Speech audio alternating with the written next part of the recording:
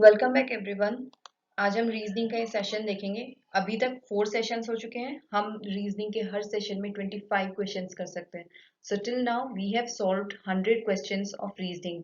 That is too fast and too large. इतने कम time में आपने अगर साथ साथ प्रैक्टिस की है तो आपके 100 क्वेश्चंस की प्रैक्टिस काफी अच्छी हो चुकी होगी। उसी को आज कंटिन्यू करते हैं। हमारे यूट्यूब चैनल आकलन को आप सब्सक्राइब करें, जिसमें आपको ये सभी वीडियोस मिल जाएंगी। और टेस्ट सीरीज की प्रैक्टिस करने के लिए आप आकलन ऐप को डाउनलोड करें गूगल प्ले स्टोर से। और अगर ये इस वीडियो की पीडीएफ चाहिए तो आप हमारे टेलीग्राम लिंक को ज्वाइन करें जो इसी वीडियो के डिस्क्रिप्शन बॉक्स में है। फर्स्ट क्वेश्चन है सिलोगिज्म का।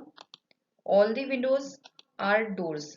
अगर आप रेगुलर प्रैक्टिस करें तो अब ये क्वेश्चन आप इजीली बनाना शुरू कर सकते हैं। सभी विंडोज, डब्ल्यू किसके अंदर है? डोर के अंदर है। यानी कि कोई भी डब्ल्यू अब अगर अलग से बाहर नहीं बचा, ये हमें ध्यान रखना है। No door is a wall. कोई भी डोर वॉल नहीं है।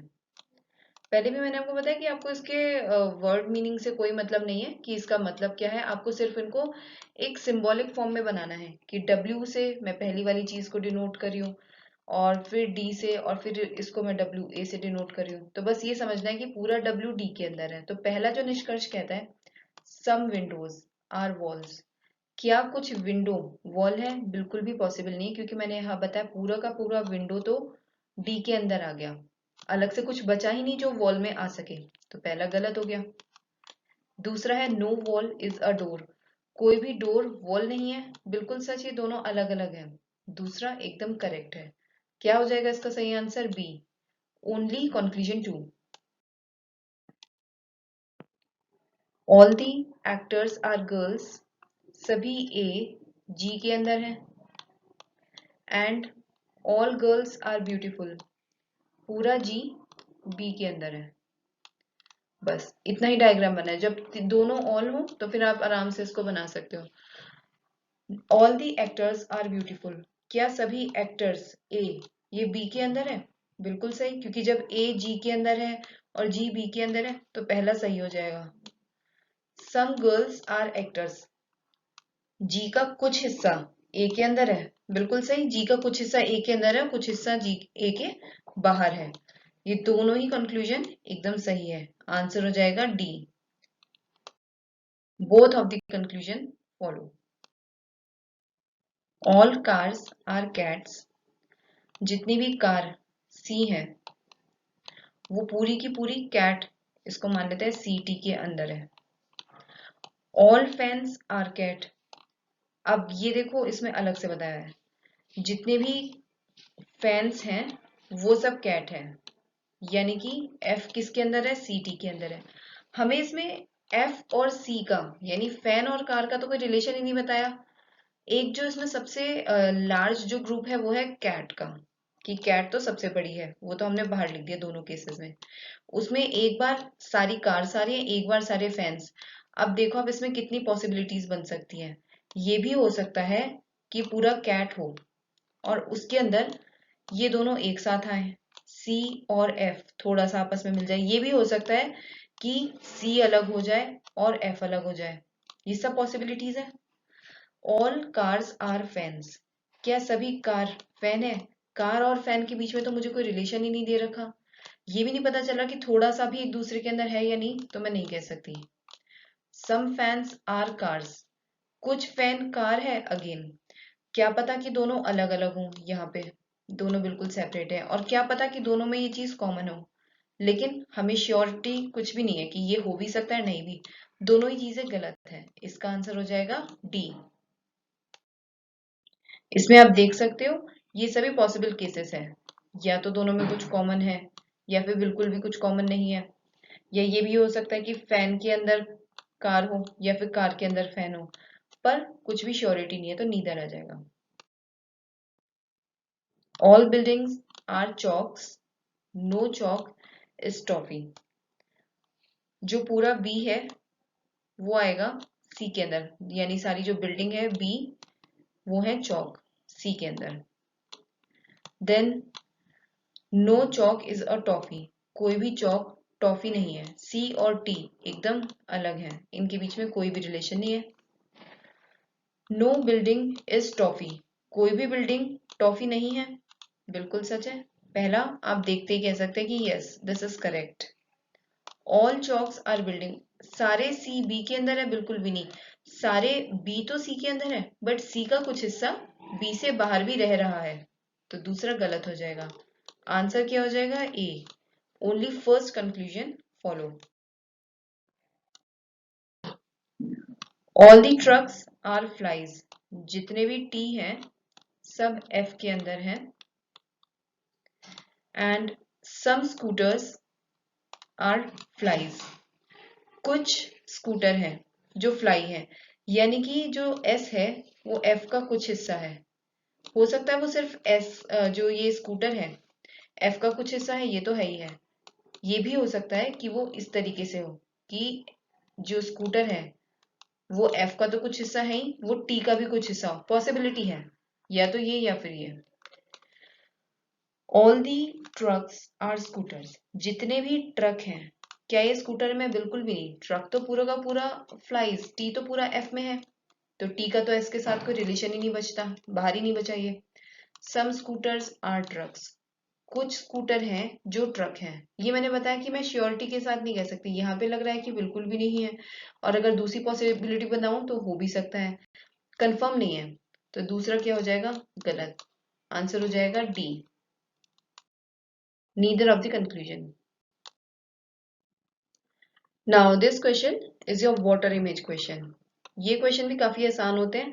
आपको ये देखना है कि इसके नीचे यहाँ पे क्या इमेज बनेगी। वाटर इमेज में जो भी ऊपर होता है उसको इस तरीके से हम इन्वर्ट कर देते हैं वाटर इमेज के केस में, जल प्रतिबिंब वाले सवाल में। यहाँ पे आप देखो, ये तो हमें सारे एक जैसे लग रहे हैं, ए बी सी डी। सबसे पहले देखो टेल ए में है, ठीक है, तो सी हटा दो, सी में टेल नहीं है। देन आप ये देखो इसके ये वाले ये बाल जो यहाँ आईब्रो के ऊपर है, ए में है और बी में नहीं है, तो बी हटा दो, डी में है। फिर इसकी वाली जो स्माइल है ये वाला, ये पोर्शन यहाँ नहीं है डी में, तो डी भी हट जाएगा। इस तरीके से बहुत इजीली आ जाता है कि ए में ये सभी चीजें प्रेजेंट हैं।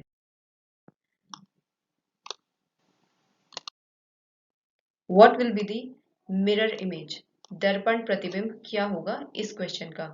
यहाँ पर मिरर रखा हुआ है, इसका मतलब हमें इसको इधर लेकर आना है, इस तरफ से क्या होगा। तो सबसे पहले तो ये ऐसे बनेगा, इसके अंदर ये वाला एरो बनेगा, प्रॉपर जैसे बनाया वैसे बनाना है। उसके बाद फिर ये वाला स्क्वायर, ये रेक्टेंगल बनेगा, और उसके बाद ये सारी चीजें इधर आके इन्वर्ट हो जाएंगी कि पहले ये वाला सर्कल बनेगा जिसमें पहला पोर्शन तो डार्क है। ऐसे ही आपको करना है, ये बहुत आराम से हो जाता है। देन ये करना है आपको, इसमें आपको ध्यान रखना है कि ऊपर वाला पोर्शन डार्क है, और फिर इसमें जो ये वाला सर्कल है इसको बनाना है इस तरीके से।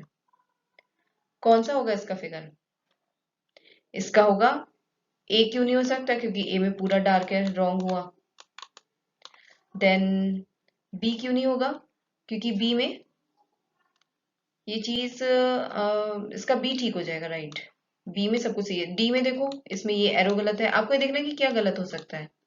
सी में क्यों नहीं होगा? सी में ये डार्क कर दिया, तो क्या आंसर बचता है इसका? B is the correct answer. अगर आपको ये क्वेश्चंस पसंद आ रहे हैं तो आप इस सेशन को लाइक जरूर करें और हमारे यूट्यूब चैनल को सब्सक्राइब करें। Study the diagram and find who is urban corruptive employ.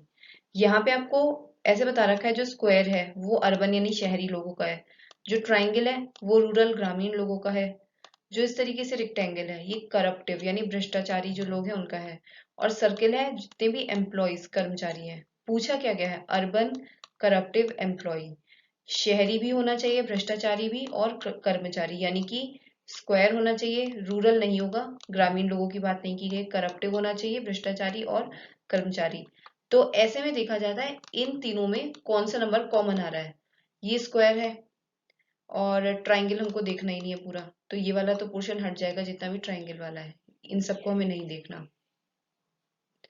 फिर अब जो बचा है इसमें से ये 7 और 8 भी बाहर चले गए क्योंकि स्क्वायर के अंदर नहीं आ रहे, ये भी हट जाएंगे।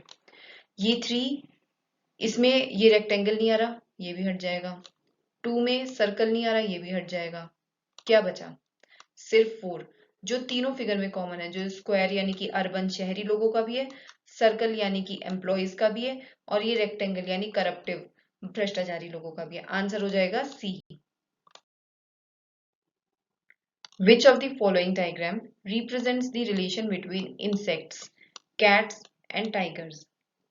क्या हो सकता है? सी तो बिल्कुल नहीं होगा, क्योंकि ऐसा नहीं है कि कैट के अंदर टाइगर, टाइगर के अंदर insect. Insect is a totally different category. तो इंसेक्ट कहीं भी ना ए में इनसे इंक्लूड हो सकता, ना बी में। इंसेक्ट अपने आप में बिल्कुल अलग प्रजाति है। तो कीट वाली जो प्रजाति है उसको आप अलग रख दो। बाकी कैट और टाइगर आपको पता है ये एक ही स्पीशीज के होते हैं। लेपर्ड्स और जितने भी ये तेंदुए वगैरह होते हैं, ये सब एक ही कैटेगरी में आ जाते हैं। तो ये हो जाएगा इसका answer D. Introducing a boy, a girl said.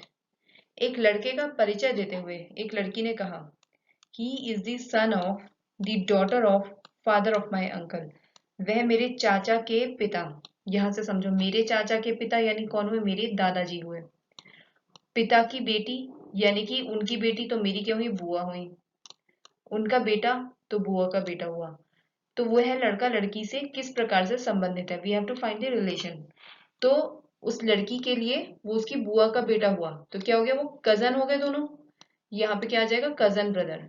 तो ये आ जाएगा इसका आंसर ए। बी मतलब ब्रदर।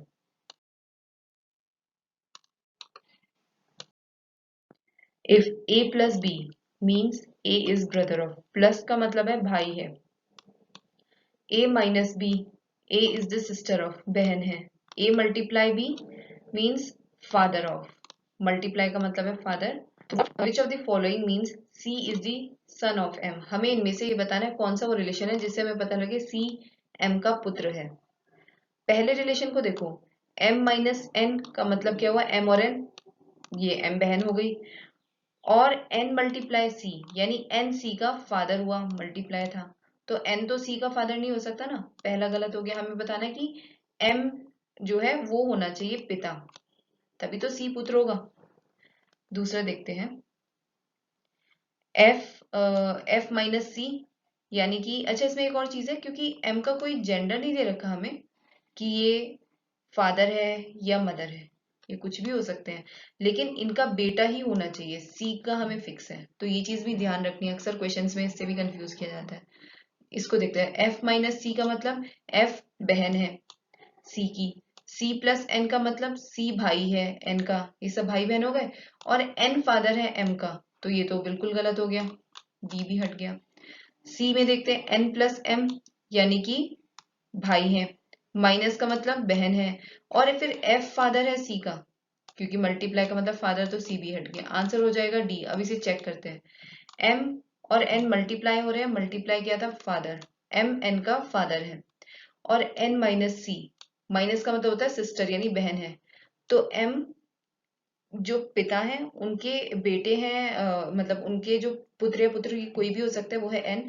लेकिन आगे दे रखा है एन सी की बहन है, तो सी के भी पिता हो गए एम। यहीं से ये हो जाता है, इस एफ की हमें जरूरत भी नहीं है। आंसर आ जाएगा इसका डी।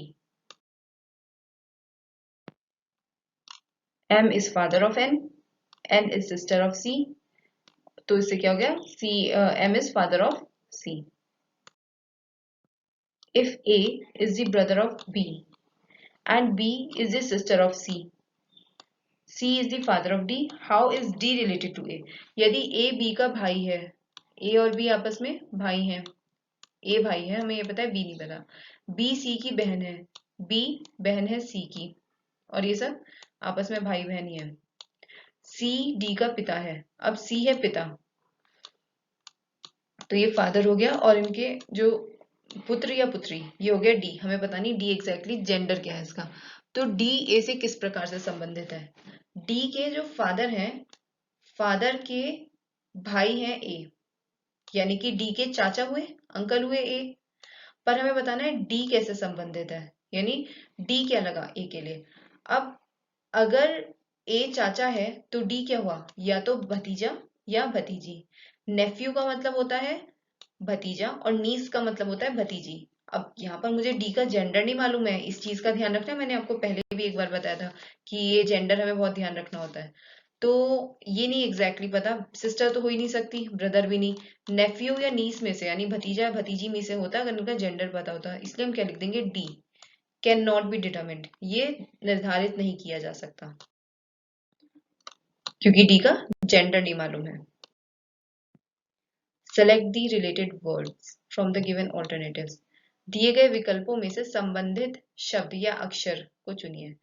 जैसे टाइगर वुड्स संबंधित है गोल्फ से, जहां सिंगल रेशो लगा है बीच में, देन डबल रेशो, इसका मतलब वैसे ही।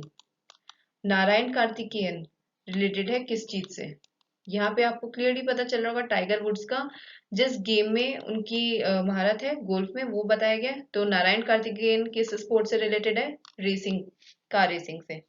इसका आंसर हो जाएगा ए। मोहित cuts A cake into two halves and cuts one half into smaller pieces. Equal size of each piece is 20 gram in weight. मोहित एक केक को दो भागों में बांटता है, एक आधे केक को छोटे छोटे भागों में बराबर बांटता है, प्रत्येक भाग 20 ग्राम का है। यदि वह अपने और सभी के लिए सात भाग रखे तो वास्तविक केक का भार कितना था। This we have to tell. यहाँ पे आपको ये समझना है कि पहले ये पूरा एक केक रहा होगा, हमें इसका टोटल वेट नहीं पता, पहले उसका हाफ कर दिया, सबसे पहले उसने आधा कर दिया, फिर जो एक हाफ है वो तो ऐसे ही रहने दिया, जो दूसरा हाफ है इसको उसने छोटे छोटे बराबर भागों में बांटा और जितने भी भाग इसके किए वो 20 ग्राम के हैं। यदि वह अपने और सभी के लिए 7 भाग रखे, कितने हो रहे हैं टोटल 7, यानी कि एक तो ये वाला हिस्सा हो रहा है और इसके कितने हो जाएंगे, 6 हो जाएंगे, 1 2, फिर ये आया तीसरा हिस्सा यहाँ तक 1 2 3, देन ये चौथा हिस्सा, पांचवा हिस्सा और ये छठा हिस्सा, यहाँ तक इसके 7 भाग हो गए। अब ये छोटे भाग कितने ग्राम के हैं, 20 ग्राम के हैं, यहाँ पे लिखा है प्रत्येक भाग 20 ग्राम का है, तो ये तो कितना हो गया 120 ग्राम। अगर ये 120 ग्राम है, ये सिर्फ टोटल आधा, तो ऊपर वाला भी तो 120 ग्राम का होगा क्योंकि पहले तो सबसे पहले आधा आधा किया था।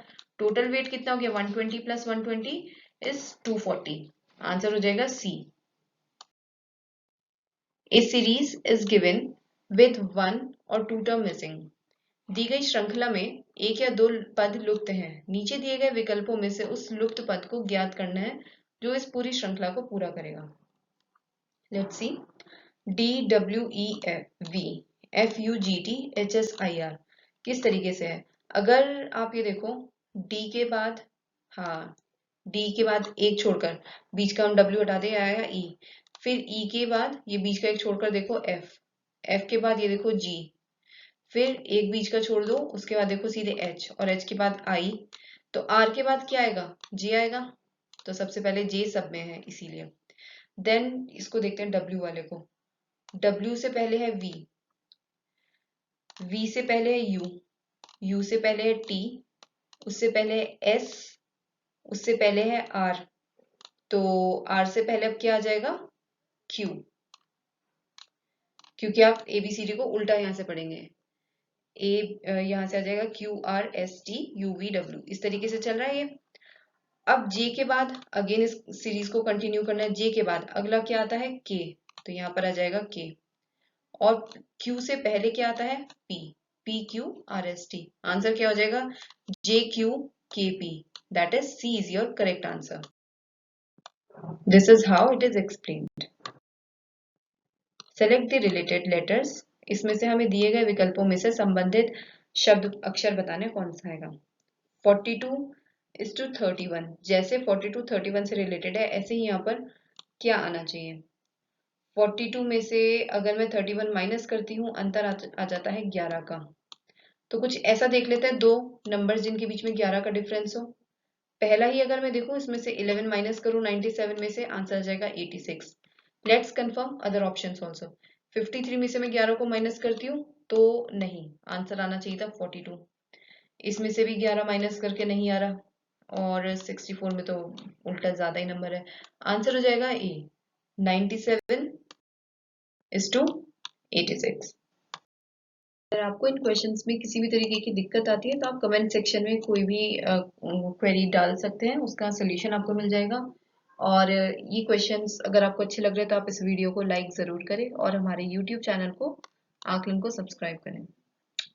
सम boys are sitting in 3 rows। कुछ लड़के 3 पंक्तियों में उत्तर की ओर सन्मुख होकर बैठे हैं। जब ये बता दिया जाता है कि इनका फेस नॉर्थ की तरफ है, इससे हमें इनकी डायरेक्शन पता लग जाती है कि इधर तो इनका लेफ्ट यानी बायां हाथ होगा और इस तरफ इनका राइट यानी दायां हाथ होगा। ए मध्य पंक्ति में है, ए इसमें कहीं पर बैठा है, हमें नहीं पता उसकी पोजीशन क्या है लेकिन एटलीस्ट इसमें है ए। पी ए के ठीक दाएं में है लेकिन एक ही पंक्ति में है, यानी जहां भी ए होगा ठीक उसकी राइट साइड में दाएं हाथ पर होगा पी और एक ही पंक्ति में है दोनों। क्यू पी के ठीक पीछे है, जहां पी है उसके ठीक पीछे हो जाता है क्यू, यहां पर आ जाएगा। जबकि आर ए के उत्तर में है, ए का नॉर्थ हुआ ऊपर, यहां पर बैठा है आर। हमें बताना है क्यू आर की किस दिशा में है, आर के हिसाब से क्यू किस डायरेक्शन में है। आपको ये वाला चार्ट नॉर्थ साउथ ईस्ट वाला वेस्ट वाला हमेशा इस डायरेक्शन में बनाना है। नॉर्थ ये हो गया ऊपर उत्तर, ये दक्षिण, इधर पूरब और ये पश्चिम। जब आपको यहाँ पे बताया गया है आर है और क्यू आर के हिसाब से किस डायरेक्शन में है, ये डायरेक्शन आ रही है, यानी ये क्या है साउथ और ईस्ट के बीच में है।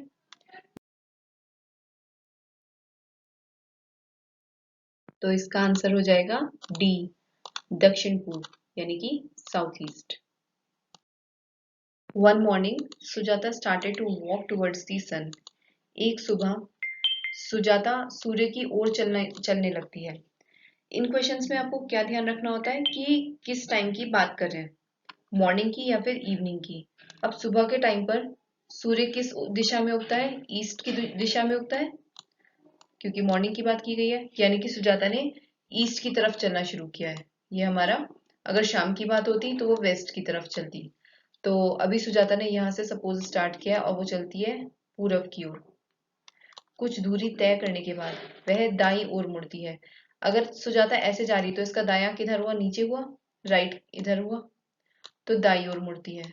और फिर दाईं ओर कुछ दूरी तय करने के बाद फिर से दाईं ओर मुड़ती है, यानी कि यहां से फिर से वो दाईं ओर मुड़ती है और फिर दूरी तय करने के बाद अगेन उसका राइट किधर हुआ, यहाँ पर आकर भी उसका राइट हुआ इस तरफ, वो फिर से दाईं ओर अपनी दूरी तय करती है। सबसे पहले यहाँ पे वो दाईं मुड़ी, उसके बाद फिर से दाईं और फिर से दाईं, यानी 3 बार उसने राइट लिया, वहां से राइट लिया तो ये यहाँ से राइट लिया और फिर यहाँ से राइट लिया। अब वो जहां पर आकर खड़ी हुई है, हमें बताना है उसका मुख किस दिशा में है। Which direction is she facing.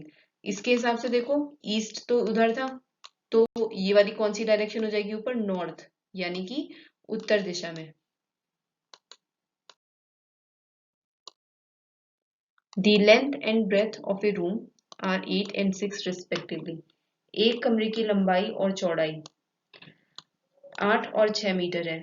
किस तरह का कमरा है ये, रेक्टेंगुलर शेप है ये, और इसमें 8 उसकी 8 मीटर उसकी लंबाई है, आयताकार है ये, और 6 मीटर उसकी चौड़ाई है। एक बिल्ली सभी 4 दीवारों के साथ चलती है, यानी कि वो पहले ऐसे गई इस डायरेक्शन में, देन इसमें एंड देन इसमें और फिर से इसमें। जब वो चारों दीवारों से साथ चलती है, अंत में एक चूहे को पकड़ने के लिए एक विकर्ण क्रम से चलती है। जब वो यहाँ पहुंच जाती है तो उसके बाद वो डायगनली चलती है ऐसे। तो कितना उसने डिस्टेंस तय किया, हमें बताना है बिल्ली कुल कितनी दूरी तय कर जाती है।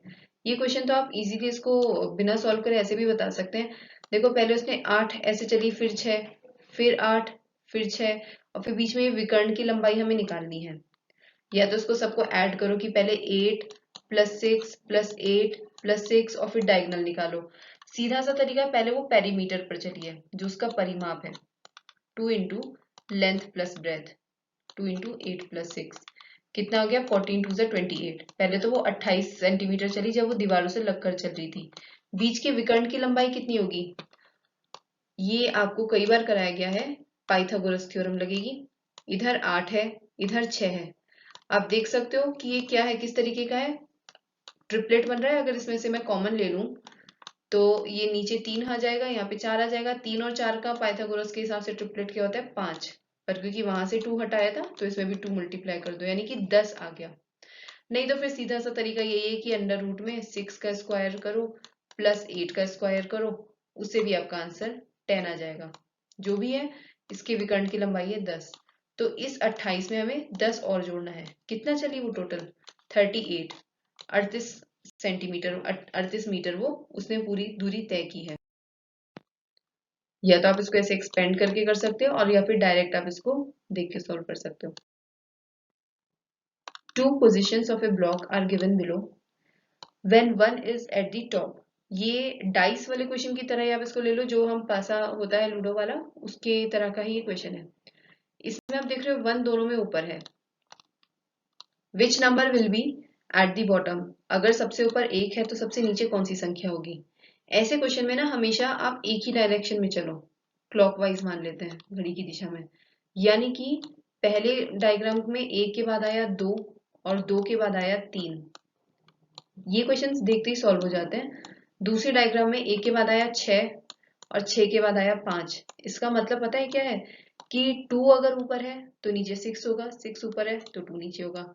3 और 5 ऐसे ही आमने सामने है, 3 ऊपर तो 5 नीचे। 1 के सामने 1 का क्या मतलब है कि इनमें से एक नंबर है जो आपको नहीं दिख रहा है यहाँ पे कहीं भी। कौन सा नंबर है वो? 4। तो 1 और 4 आमने सामने है, यानी कि 1 ऊपर तो 4 नीचे। बस ये क्वेश्चन इसी तरीके से सॉल्व हो जाते हैं। 2 positions of a block, ये फिर से डाइस वाला क्वेश्चन है, are given below।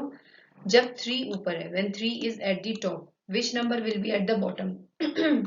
ऐसे में फिर आपको क्या करना है, एक कॉमन नंबर से शुरुआत करनी है। क्या दिख रहा है मुझे दोनों में कॉमन? 6 है, राइट।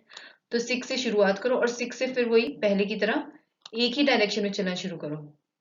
ये जो मैं आपको क्वेश्चंस इस वक्त करा रही हूँ ना, ये वाले क्वेश्चंस का लेवल सिर्फ रेलवे एग्जाम का नहीं है, बिलीव मी। ये सी सेट के लिए भी और भी जितने भी आप एग्जाम्स दे दो सभी में पूछे जाने वाले क्वेश्चन सही है। तो ये आपको नहीं है। 6 से हम पहले डायग्राम में चले तो 6 के बाद आया 4 एंड देन उसके बाद आया 5।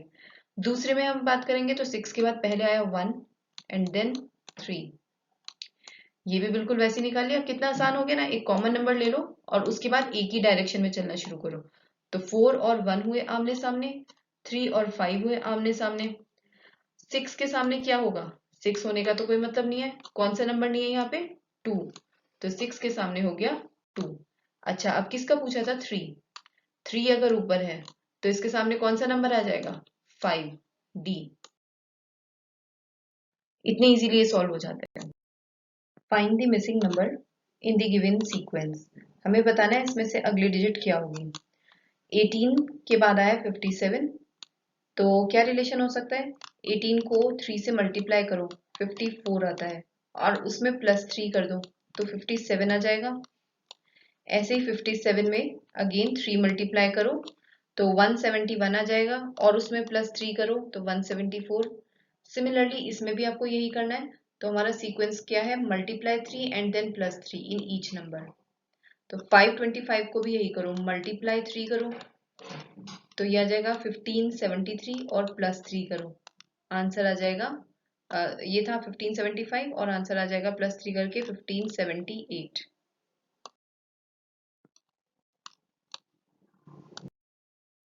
In the following question select the missing number.